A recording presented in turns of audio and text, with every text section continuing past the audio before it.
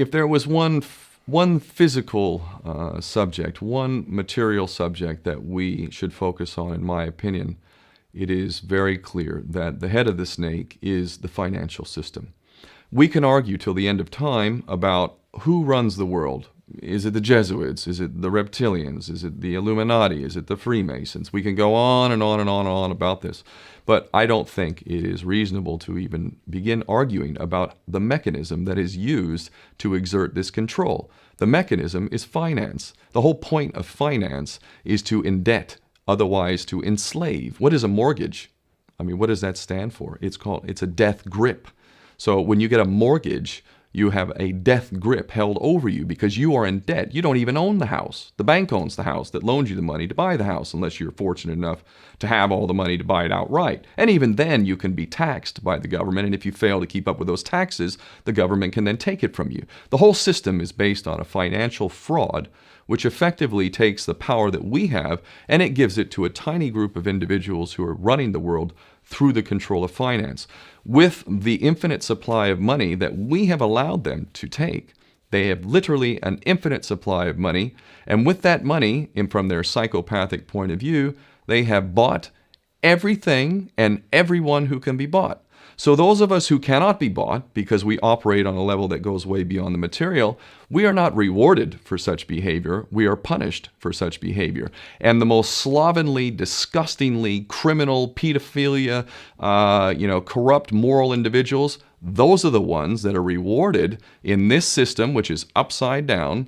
We reward the pedophiles, we reward the corrupt, we reward the liars, we reward the people with no morals at all, and usually we compromise them under this system in terms of maybe a videotape. Maybe Barack Obama is gay. The we have videotape of him having sex with another man, or perhaps some other acts that may be not so popular amongst many of the electorate. Or maybe we have videos of political leaders having sex with little boys or little girls. If I was in charge of the world and I was a psychopath and completely drunk on my own power, you can bet damn sure that's what I would do.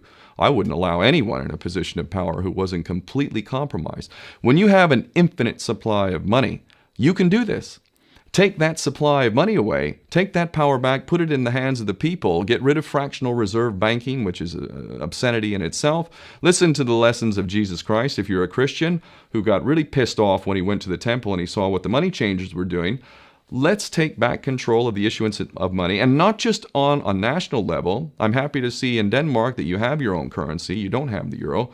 But on every country's level, they should be issuing their own currency in a transparent, non-usury based way in which it really, truly benefits the people. And in that way, we can literally free ourselves of the banking debt which is drowning us all, and we can stop scrambling for the crumbs from the table of these filthy rich psychopaths and live in a state of abundance just by changing this one thing. And I'm not just talking about abundance for Western nations who have an artificially inflated value with their currencies. We all in the West are guilty of having that reward while the rest of the world is sucking on it.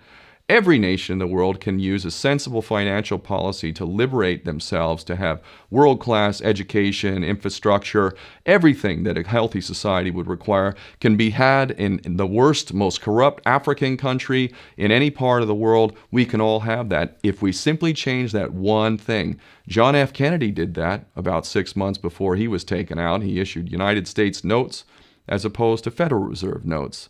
I can assure you the powers that be knew the power of that act, and they took him right out. So the bottom line is, if we as people understand this very simple principle, just this one thing, change this one thing, we can solve every other problem you can name. I don't care what the problem is. I can bring it back to the financial system and an infinite supply of money for a bunch of psychopaths who are running the world, as opposed to an abundant supply of money for all of us. So in that sense, I'm very optimistic. This is not rocket science. I am